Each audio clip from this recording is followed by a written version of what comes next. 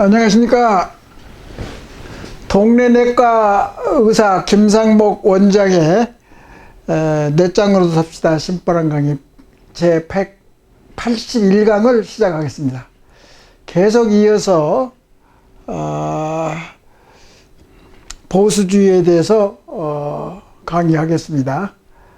이 책에 소개된 순서에 따라서 양심에 대해서 강의를 하겠는데, 양심은 이제 여기 공통 분모가 되는 요소가 있잖아.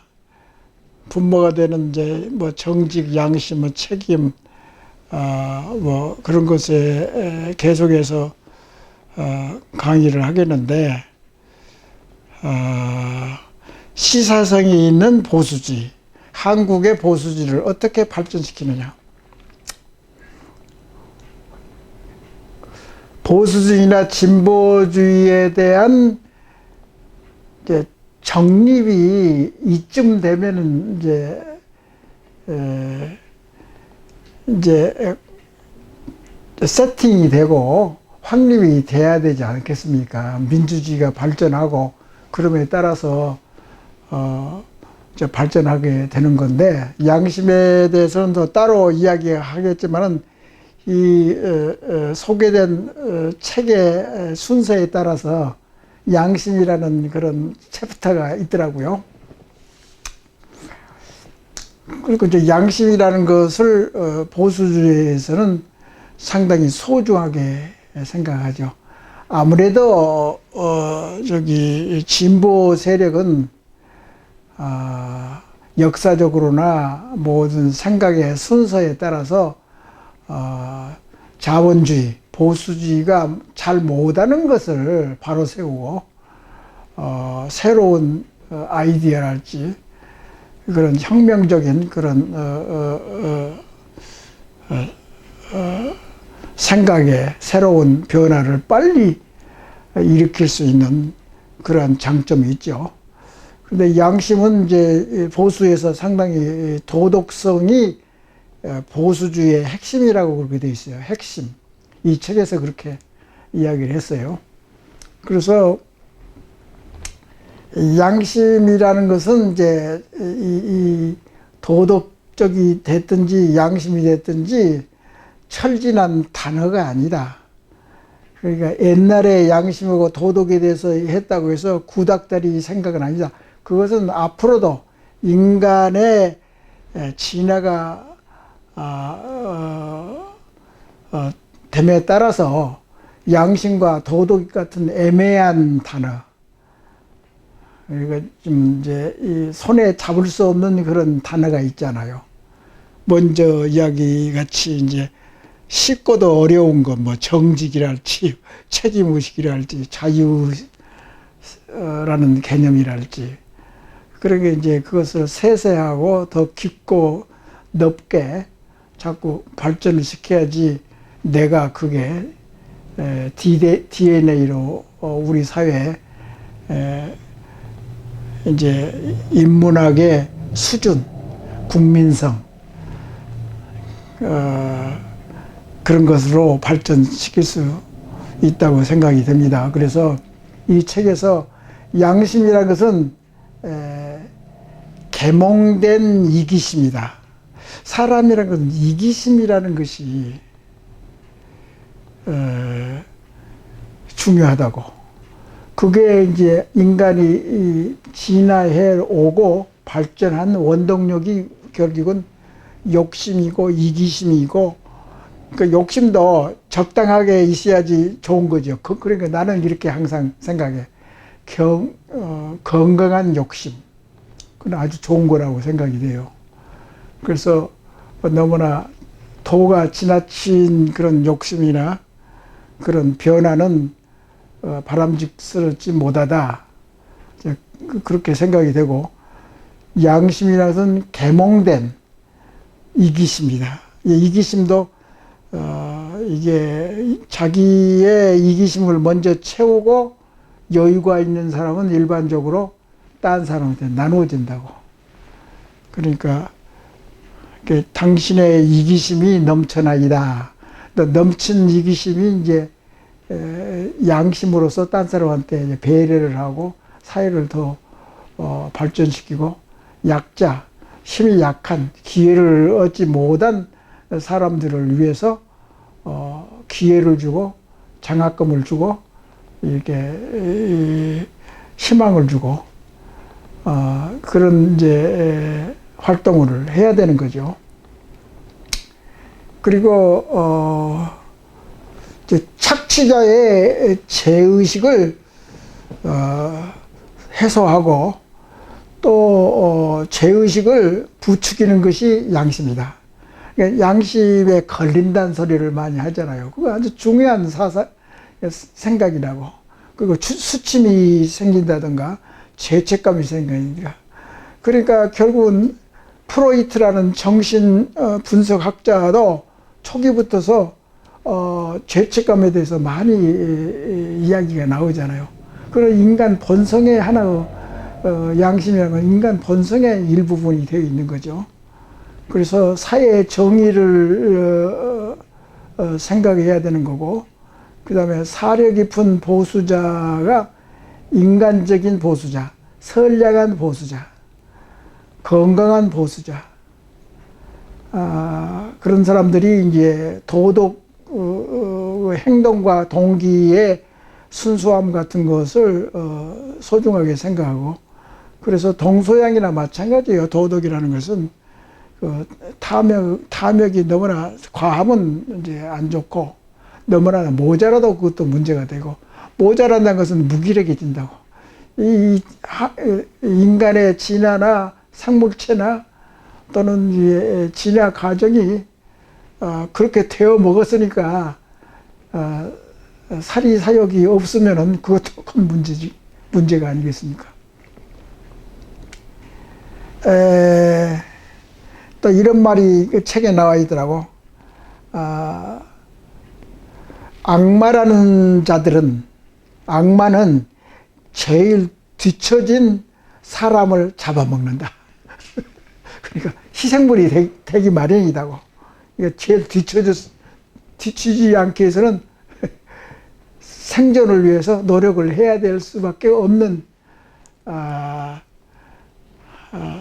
시집스의 신화가 됐든지 운명, 존재론, 실존주의, 실체, 인간의 실체가 뭔가 그런 것이 다 연관되는 이야기들이니까 그것이 이제 근본적으로 생각하는 것이 보수주의다.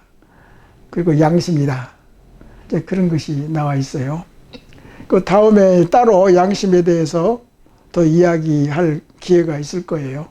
그 다음에 이야기한 것이 이제 독립성이라고. 보수주의는 독립성을, 자수성가한 것을 그렇게 좋아한다고. 자기의 권리와 의무를 이렇게 밸런스를 잘 맞춰줘 가지고 균형을 잘 택하는 거. 그게 이제 노하우, 인생을 살아가는 노하우가 독립성을 굉장히 이제 좋아한다고. 그래서 뭐 간단히 말해서 이기주의라는 것은 상당히 항상 이야기하지만 이기주의는 예를 들어서 지나친 이기심, 그러니까 개인주의라는 것은 이기심, 독립심, 그런 것이 강한 사람이라고 사실은. 근데 그게 이제 부작용이 있으니 너무나 과한 이기심은 이기주의라고 해서 아주 나쁜 거죠, 그건. 그러니까 뭐 간단히 이야기를 많이 하는 것이 뭐냐면은 자기 가정이 잘 살면은 시집가 장가를 가면은 아파트를 하나씩 마련해 준다고. 그 자체에서는 부모가 이렇게 여유가 있어서 이제 뭐 아파트도 사주고 이제 자동차도 사줄 수도 있고 교육도 막 잘 시켜주고 이제 그러는데 그게 이제 개인주의고 자수성가하고 부모의 도움을 필요 없이 논 팔고 소 팔고 해가지고 교육을 시켜봤자 그 값을 못하면 그것도 문제잖아요. 그래서 독립성을 해치는 거라고. 그래서 자본주의의 건강한 자본주의는 독립심, 자기가 피땀을 흘리는 거, 그 자체가 소중한 거고 그것이 인생 자체고, 그게 불교에서 이야기하는 괴로움이 자꾸 이게 인생에 자꾸 쌓이는 건데, 그것을 괴로움이라고 생각하면 괴로움이고, 그것은 인생의 뭐 어쩔 수 없는 그 인생의 숙명이라고 생각한다면은 사람이 되기 위한 하나의 자극제가 되지 않느냐, 그렇게 생각해 볼 수가 있다고요. 그래서 독립심을 자본주의에서는 굉장히 중요한 덕목으로 알고 있고, 아까도 이야기했지만 개인주의하고 개인 독립성하고는, 개인주의하고 개인 이기주의는 완전히 다른 거라고. 예를 들어서 항상 이야기했지만 자존감하고 자부심하고 자존심하고는 또 다른 걸, 그걸 잘 구별할 줄 아는 사람이 이제 생각이 좀 다른 것을, 아기자기한 거, 그런 걸 서로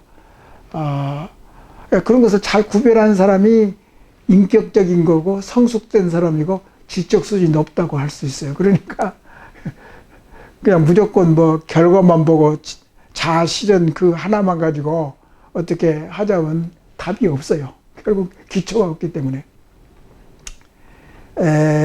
그리고 먼저도 이야기했지만 이제 개인주의라는 그 자체의 낱말도 19세기 사회주의자들이 만든 용어라고.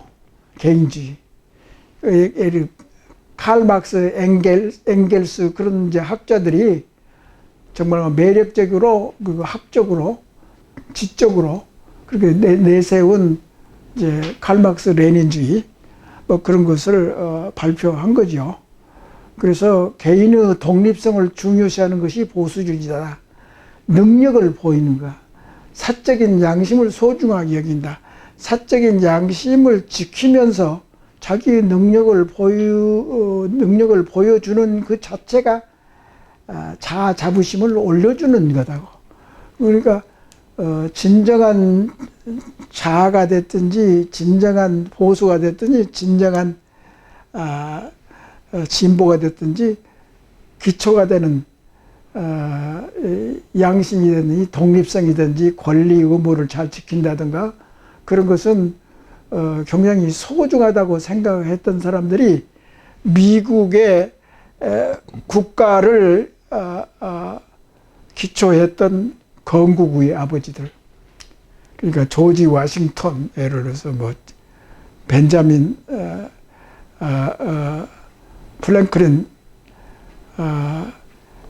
하여튼 그런 이제 해밀턴 뭐 그런 건국의 아버지 대통령들이 많이 있었잖아요.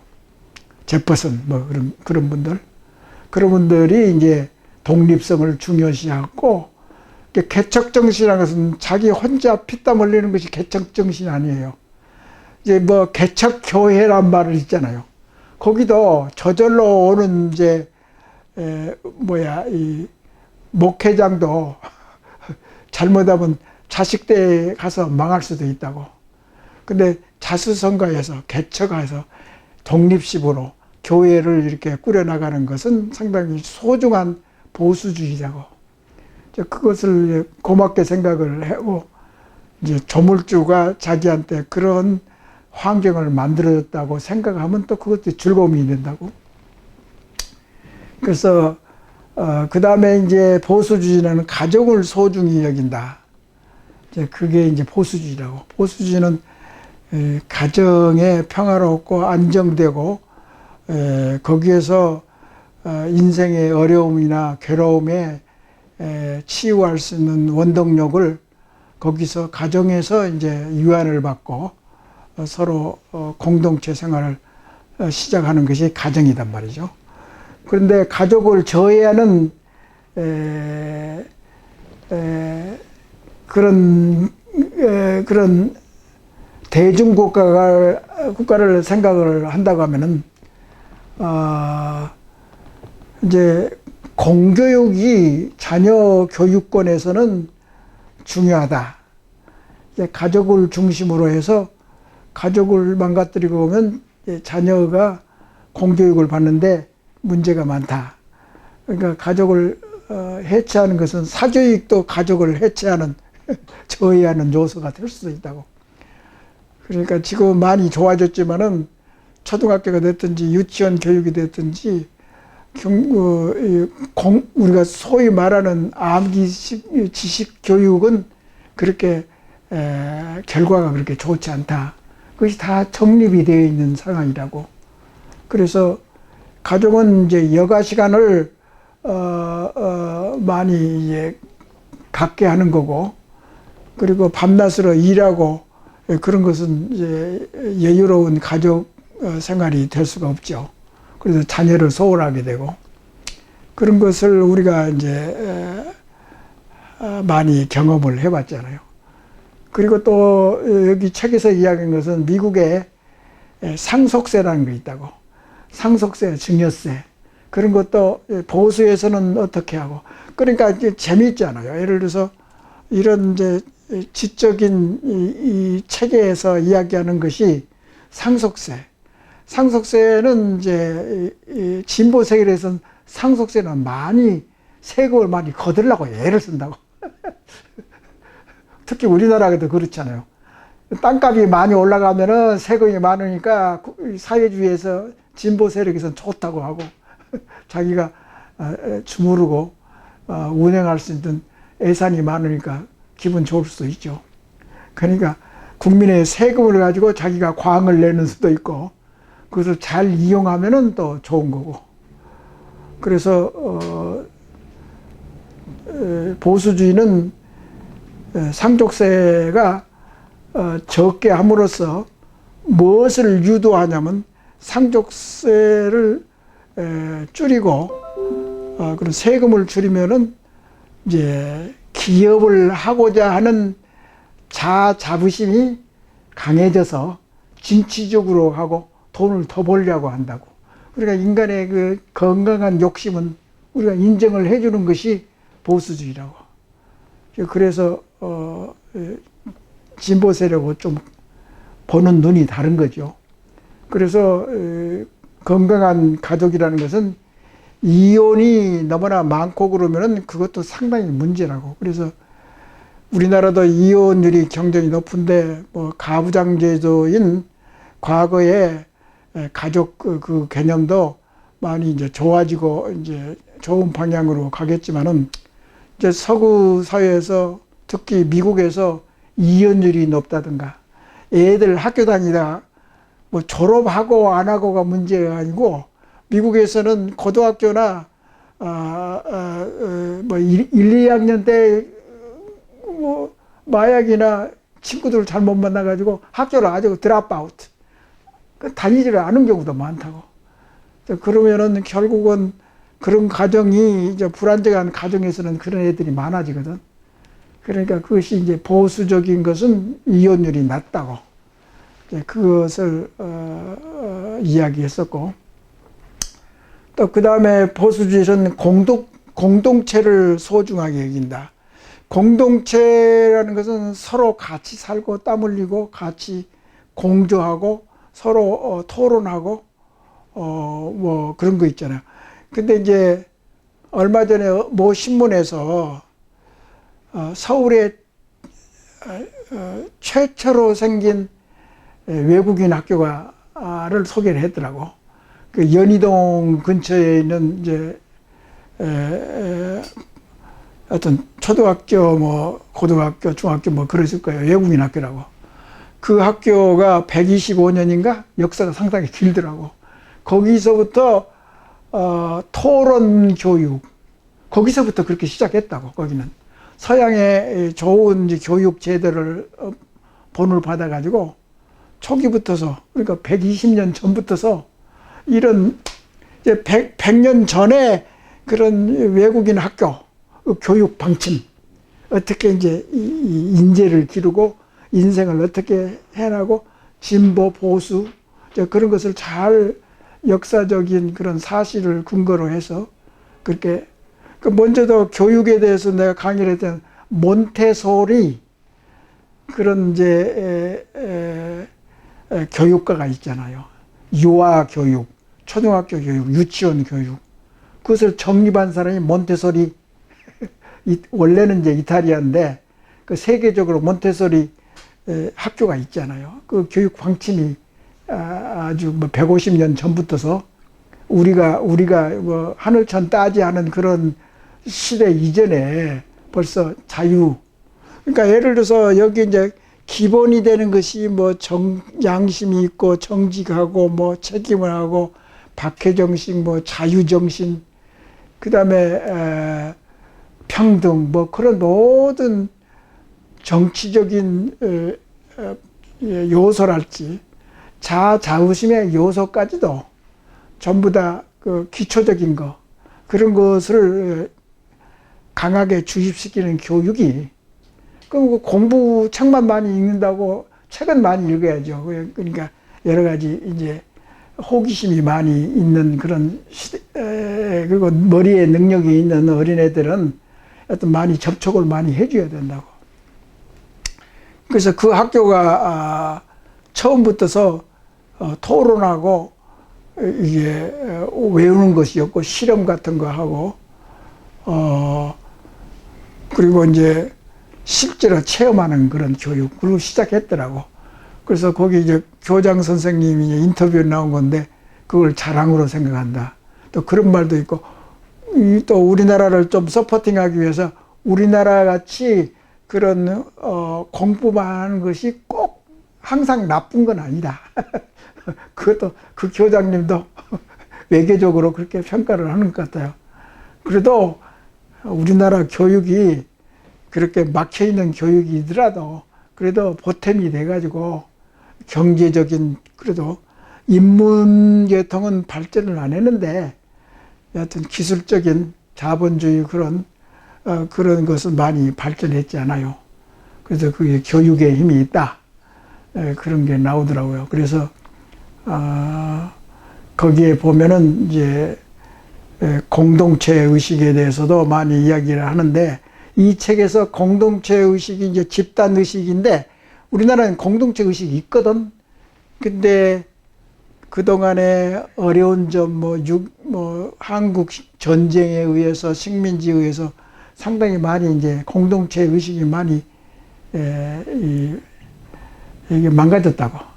그 일본은 우리나라를 식민지 시대에 서로 뭉치고 공동체 생활을 못하게 그냥 뭐 예를 들어서 양반제도도 다 없애버리고 그것은 미신이다 했었고 그리고 족보도 막 없애버리고 자아자부심이나 자기가 만든 언어까지도 말살시키는 것은 그건 자아자부심, 정신 문화를 그냥 쪼들리게 만든다고. 그리고 뭐 학계도 그렇고 종교계도 그렇고 서로 싸우게 만들고. 그러니까 일본은 북한하고 남한하고 서로 다투고 분열하는 것을 더 좋아할지도 모르죠. 그게 비인간적인 생각들이죠. 그게 그 세계적으로 선진국의 역할을, 정신적인 선진국의 역할을 못하면서 딴 나라가 선진국이 된다든가 그런 것을 방해한다든가, 그건 상당히 저속한 국민성 아니에요. 그러니까 우리가 이제 자신감을 가지고 계속 기초적인 자부심, 이것을 발전시켜야 된다고. 그래서 이제 공동체에 대한 생각은 아리스토텔레스 고대 그리스에서부터 많이 이야기를 했고 활동을 했고, 그래서 그리고 고독한 것을 배움으로써, 아리스토텔레스 말에 의하면은 고독을 체험함으로써 야수를 만든다든가 신을 만드는 원동력이 된다. 그러니까 신이라는 것은 이제 그리스 신화의 신들이 엄청나게 많잖아요. 그거 보면 신은 항상 진실을 이야기하려고 하거든.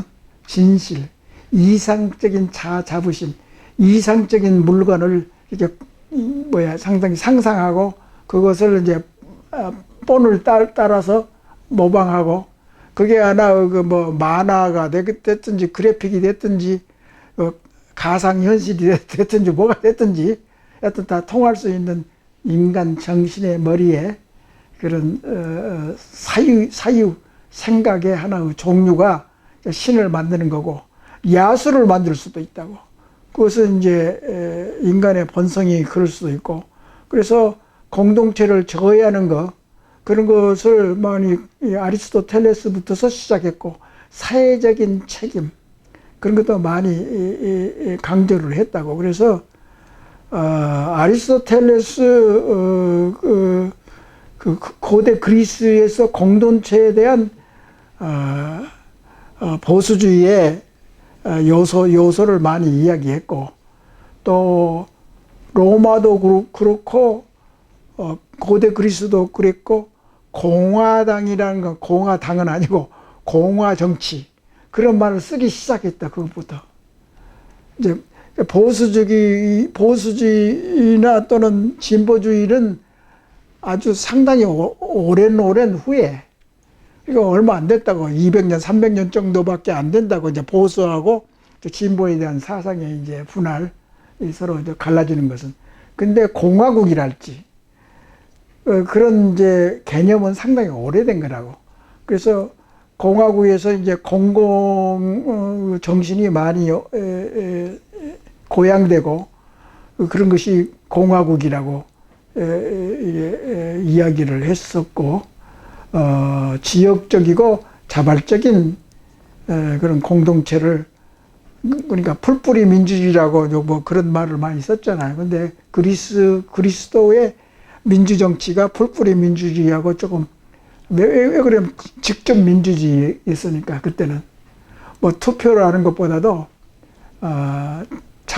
자발적으로 이제 국회의원이 되고, 이제 근데 그때는 뭐 노예나 평민은 이제 해당이 안 되고, 귀족이랄지 힘 있는 사람, 거기서 완전한 민주주의는 아니지만 직접 민주주의는 직접 민주주의였다고. 그리고 관료제라는 것도 원래가 부패하고 낭비하기가 쉽다, 그런 것도 그때부터서 다 알게 돼 있고, 그래서 중앙 집중적인 것도 완화를 하고, 지방 자치제가 됐든지 지방 관료가 됐든지 지역적이고 자발적으로 이게 발전시켜야 되는 공동체 정신이 고대 그리스부터 생각이 났다. 그걸 지키는 것을 전통을 지킨다고. 서양에서는 전통이 뭡니까? 그리스, 로마, 그런 이제 서구라파의 르네상스, 그런 것이 전부 다 전통적인 사상들 아닙니까? 미국에서 전통적이라는 것은 사실은 유럽의 전통적인 미덕, 그런 것을 실현하는 것이 이제 종교도 자유고, 그런 미덕들이 이제 미국에서 꽃을 피우지 않았습니까? 그래서 보수주의의 또 한 가지 일은 공정한 정부를 실현한다. 또 미국 같은 데서는 주정부가 여러 가지 뭐 교육도 세금까지 해서 여러 가지 일을 이제 주정부에서 관할을 하잖아요. 근데 이제 미국 연방 정부는 뭐 군대, 외교, 예를 들어서 국방, 뭐 그런 전체적인 이제 우주 산업, 그 뭐 첨단 산업, 딱 전방 정부에서 하잖아요. 그런 거와 마찬가지로 원래 보수주의는 공정한 정부, 작은 정부. 그러니까 이제 미국이 이제 독립한 게 이제 한 250년 정도 되잖아요. 250년 전에 독립을 했고, 연방 헌법을 만든 것은 한 15년 이후에 1787년에 이제 연방 헌법을 만들었다고. 초기에는 좀 엉성한 국가지요. 더더구나 영국에 의해서 150년 정도 그렇게 이제 식민 지배를 받아온 데가 이제 미국 아닙니까? 그래서 차차 이제 시간을 들이고 새로운 국가를 만드는 이념으로 정의, 질서를 잘 지키고 자유스러운 거. 그러니까 근데 초기부터서 미국이 됐든지 서양 인문 과학이 됐든지 우리 동양 사회에서 맛볼 수 없는 경험, 예를 들어 자유하고 책임에 대해서는 처음부터서 그걸 많이 강조했더라고. 그 책을 읽어보니까. 그래서 이제 동서양의 차이가 있더라고. 자유 개념이 약해요, 우리는. 이제 공자, 맹자하고 성리학 때문에 그런지 몰라도 그 책임의식도 굉장히 약해요. 책임의식은 이제 결국은 결과에 책임을 지는 거지. 근데 우리나라도 결국은 관공서가 됐든지 국회의원이 됐든지 나쁜 짓거리를 하면은 예를 들어서 자기가 사임하면 그걸로 다 면죄부를 주는 것 같은데 그것도 좀 이상하더라고. 내 생각에는 말이죠. 그걸 국가에 손해를 끼쳤으면 그것도 벌금을 먹고 이제 사임을 시킨다든가 그런 가이드라인이 없어요. 그냥 사임하면 끝이야. 그것도 이제 문제라고. 책임의식이라는 것이 그렇게 없다고, 우리 사회에서는. 그래서, 세계적인, 전역에서 질서, 정의, 자유를, 신념을 자꾸 심어주려는 것이 이제 미국의 외교 방침이 되어 있는 거죠. 그래서, 처음부터서 풀뿌리 민주주의가, 이제, 이웃끼리, 그러니까 그 연방 정부는 그 스케일이 크고 예산을 많이 들일 필요가 없는 경우도 있다고. 다 로컬 지방 정부에서 다 해결하게 하는 거고. 그리고 뭐 역시 누구나 알겠지만 사유 재산을 소중하게 여긴다고.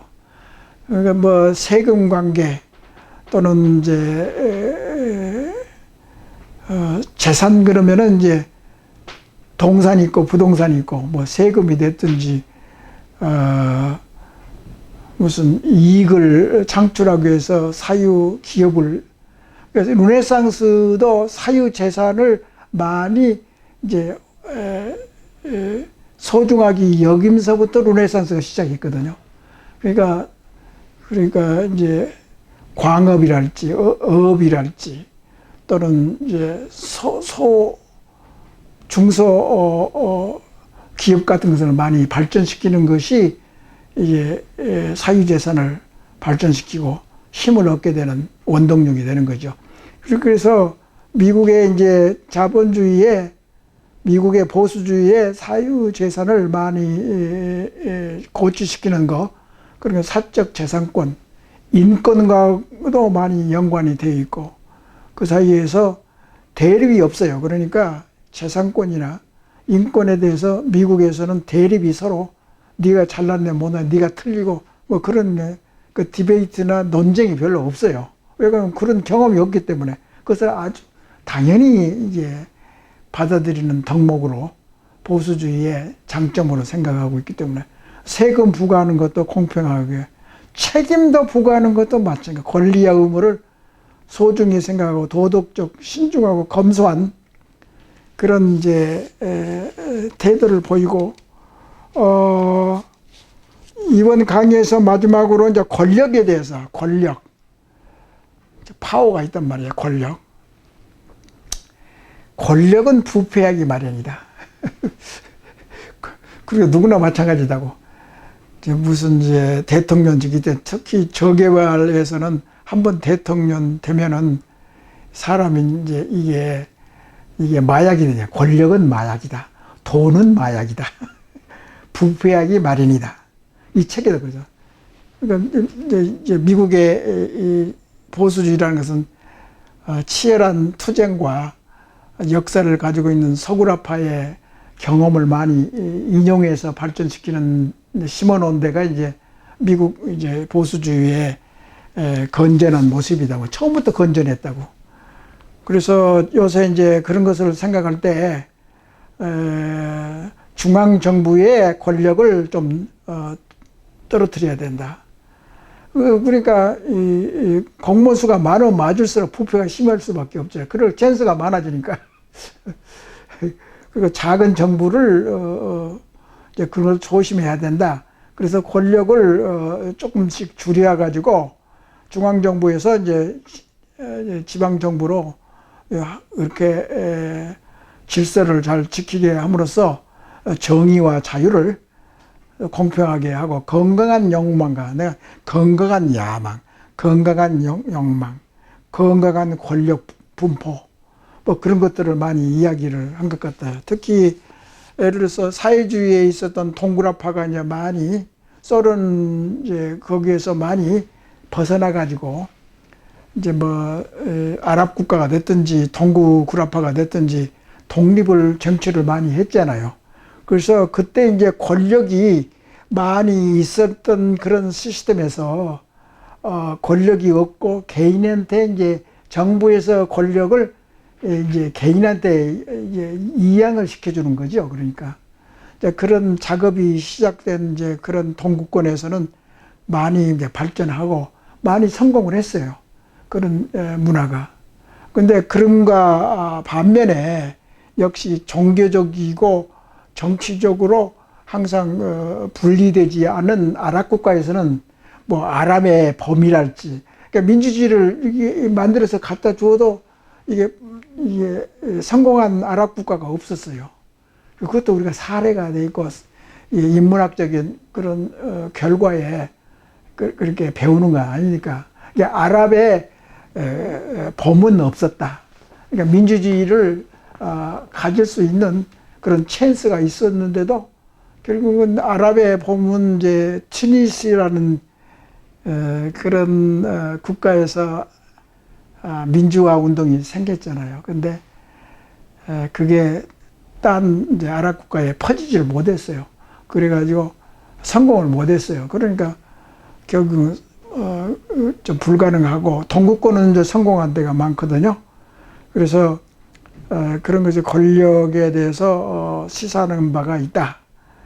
그래서 뭐 차분하게 미국의 보수에 대해서 하나씩 이제 이야기가 계속 되겠는데, 결국은 우리나라 보수 경험이 없고 역사가 아주 짧다면 짧을 수 있고 아직도 그런 것에 대한 개념이 부족하기 때문에 차분하게 우리나라 현실과 역사를 이렇게 또 미래를 생각하면서 서구의 미국하고 유럽하고 그런 보수주의 역사를 공부하는 것은 의미가 있다고 생각이 됩니다. 근데 앞으로도, 과거에도 그렇고 앞으로도 보수하고 이제 이제 진보 세력은 계속 있을 것 같아요. 그러니까 양당 제도가 지금 있잖아, 우리나라도.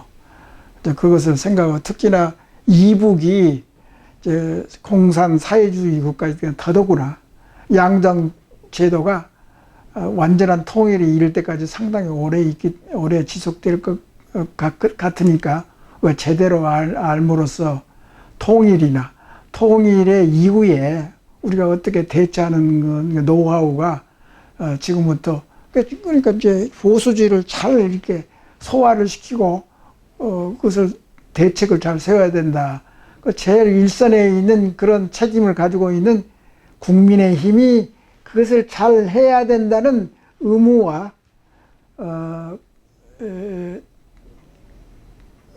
책임이 있는 거라고. 그 책임이 없으면서 대통령을 만들려고 그렇게 한다는 수준이 엄청나게 낮은 사람들은 아니에요. 오늘 강의는 이걸로 마치겠습니다. 감사합니다.